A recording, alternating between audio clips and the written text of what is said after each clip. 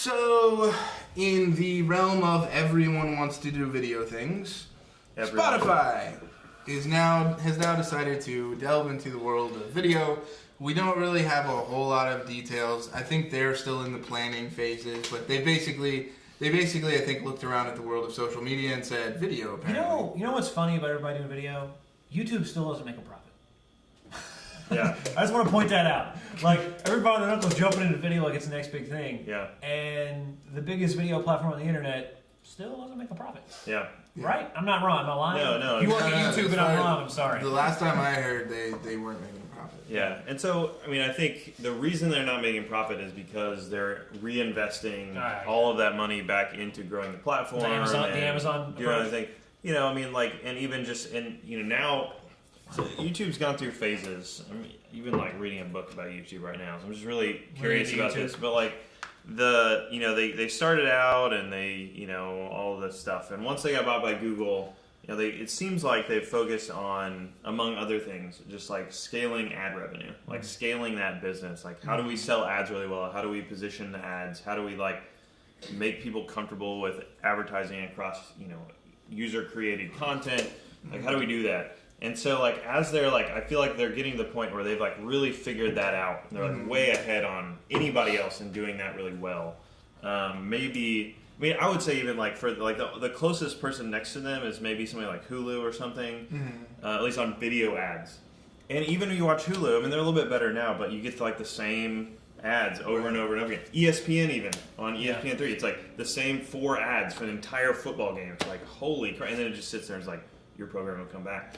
And people still aren't comfortable selling ads to online video content. But YouTube, I mean, you get all kinds of ads. It's very like targeted. It's awesome. So they're doing all that. Now they're spending a lot of time and money on building out resources for content creators. They're spending a lot of time on things like YouTube Spaces. They like have studios that are for free for people to come in LA and New York and several places around the world to come make content. And they're putting a creator studio came out a year ago or whatever. And so, like, they're just, like, focused a lot on creators right now, which is very cool for, I like that. It's something we've, I think, been critical of them before in the past, and I feel like they're figuring that out to some degree. I mean, they still got, I feel like, going ways I wouldn't go, but it's their company. All of that to say, I think that people getting in the video game the video game, right? The pun intended, are like they're behind on all of those things. So if Spotify's going after user generated content, they're starting so far behind. I feel like if they're going towards like, oh, we're gonna make another like video streaming of traditional media platform, I guess I can see that working. Yeah. But I also see every single service now has that. Maybe it's just like easy to get those contracts now. It's like just Netflix and Hulu like paved the way, and now because you got Amazon Prime. Like, I've got so many ways to stream things now. I don't know that I need another one. So maybe that's the point. Like, I mean, like Eli. Sorry, I didn't mean to. That's fine. That's it. But Eli and I were talking about this yesterday, and I think for me, the way I see it working for Spotify is if they do some sort of partnership with like Vivo, and then they become the MTV of the internet, like as MTV was in the '80s, right? And it's music videos, right? Yeah. It's connected to the albums, and you can listen to this album or you can watch this album, and like. So for me, if I was Spotify, I would not move away from the music vertical. We know it's the biggest vertical on YouTube anyway. Yeah. And then you just walk up to the musicians, especially YouTube musicians, and you say, look, right, put your music here, put your videos here. Mm-hmm. It's all right there in one space for your fans. We're already cutting you in on the ad revenue from the music. And you're getting royalties there. We'll give you royalties on the video too. Yeah. And we'll all move I feel like Spotify's play toward video. Like, I really don't want it to be, oh, look at us, we're going to be a platform. Like, we're a platform for musicians to do this kind of streaming. We want to be a platform for video content creators to do this kind of streaming and make money. It's just, God, the space is so crowded. Like, the smarter move, in my opinion, is focus on music. Like, focus on music and music video. Like, I would venture, no one will be able to do music video as good as Spotify. Yeah. No one. Yeah. Like, they already have lyric generation tied in. They've got all this recommendation stuff. They have so many things around music video should be a component to that. Yeah, like for I think sure. going in the other direction, one, it just like it's messy. It dilutes what they do. Like Sure. Spotify is a music service. Yeah. There's nothing wrong with that. Yeah. Like you don't have to be the next generation media delivery service. Period. Yeah. For one, it costs a lot of money, costs a lot of time, and Yeah. you're entering a very competitive market For doing sure. a lot of the same things other people are doing. Yeah. Just tie it to your video. I think Yeah. it'd be really cool if I was listening to music on Spotify and if I was a paying customer, I could click a button to the music video Yeah. and have lyrics over it. I or, totally, whatever. I totally agree. I think that's a great point. Something I had not thought of, and you guys have hit it because that's a natural growth of what they do already. Yeah. It's a natural way for them to leverage what they're very good at, which I think is new music discovery. Like they're very good at that. They keep doing they've got their app ecosystem, and I'm sure surely they could probably buy one of the apps out there that probably does some of that stuff related to music videos and YouTube and stuff, and like have that going.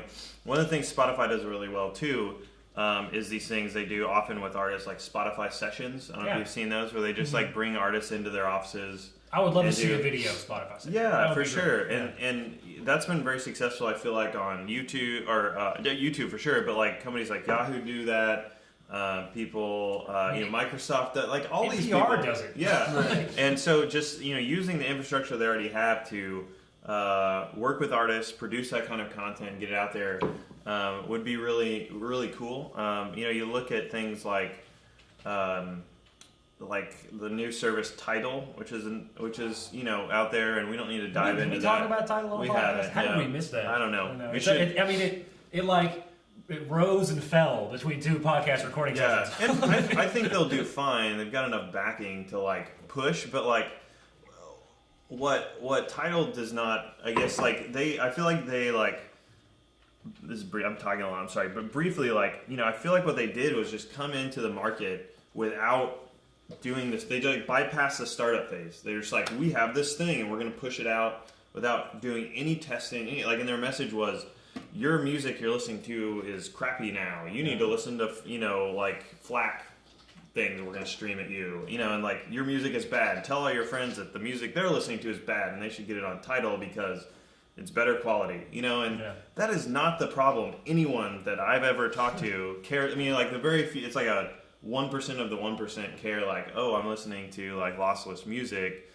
They didn't spend any time going, what does the market really need? What's missing? And I think musicians and just like content creators, like on YouTube and stuff, like people want to pay for experience with the content creator. So things circling back to the Spotify sessions and like unique content and engagement opportunities to engage with, stuff like that is really compelling and very cool. And I think Spotify's got the infrastructure, the contracts, the people, the relationships to make something like that happen and do something really awesome. I mean, there's some just really cool stuff around that video infrastructure. I mean, music videos, like we said, are streaming of their Spotify sessions with recorded VOD later. I mean, there's some really cool stuff that you could do just chilling out in the music vertical and could do it way better than anybody else. Yeah, well, totally. and like there are established, and like I was saying, there is one established MCN that everybody on major labels uses. Right, so there's an easy person to reach out to and get a contract with. It would not be difficult, I think, for Spotify to go to a lot of the YouTube musicians and say, look, like, you want to get your album out there, you want to promote your album easily. Right now, you've got to do it across multiple platforms. Do it on one platform. Well, or you've got to use YouTube's pay-for music service and not put it anywhere else. Right. Which, Yeah. So I think, I think if Spotify does stick in their vertical, I think they're going to be just fine. I think video is just another outgrowth of what they do. And for sure. And there's even quick acquisitions they could make to do. I mean, do stuff interesting. I mean, not like, I don't know if this is their strategy, but I mean, they could easily buy something like Concert Window or something and like just roll that into the platform. Like, now all of a sudden we have live streaming music events that we, VOD, like you said, and we're do it later. Like, there's a lot of cool stuff they can do around that. So I hope that it's not like we're making an Amazon Prime clone that is, and it's, also a clone of Netflix. I mean, it's lazy and derivative and like doesn't leverage anything that makes them unique or great. Yeah. So it's like, why are you doing that? Well, and I don't know. I think Spotify has proven in the past that they know what they're doing. They know what their market is. I got faith in them. I think it'll be fine. I got faith in them. Yeah, that's That's a rarity on the podcast that we're all happy that they're going to do something. We have faith. And we have faith that they're going to do something cool. Yeah. So Right. Neat. But please don't go after gaming content creators because you would have it. Anyway, so with Great. that being said, that's what we've got. We could talk about Nintendo rides if we want to. I don't want to talk about Nintendo rides. Look, here's the Cliff Notes version. Nintendo wants to do theme park rides. It's probably going to be dumb. All right, let's move on. I'll try it though. Whatever. I'll ride the Yoshi ride. Whatever. That'd be great. Yeah. Well, maybe it's like maybe if it was like the Star Wars ride at Disney World, where like like the new one, where I haven't done it yet. I really want to go, but like there's like 50 different ones that you can do. They've made like a million. So like, what if you go into the Nintendo ride and it's like a Yoshi one, and then it's like a Metroid one, and it's like that'd be kind of cool. Yeah, I don't know. we'll see. If it's an experience. But maybe like those. Have you heard the Alien ride where they like have the seats and it'll moves around. It's like a 4D ride or whatever, and so it's like the seats are moving, and then there's like a alien behind you, so it like miss like stuff on the back of your. I'm just not remotely excited about this. So it's like they you get the mushroom, they like spray LSD into the room. See some things. It's good. I just want the whole thing to just be bouncing, just bouncing. Jumping. That's good. Well, you get the flower, and they make you take a shot of Fireball. That's all of this. Constant running because everyone holds the B button. Yes, that's right. What is sprint anymore? Even? Just build it in. That's right. The B button could do nothing, and I would still hold it. It's like ingrained in me. I'm sure. Yeah. I've done it on many a game. We're done.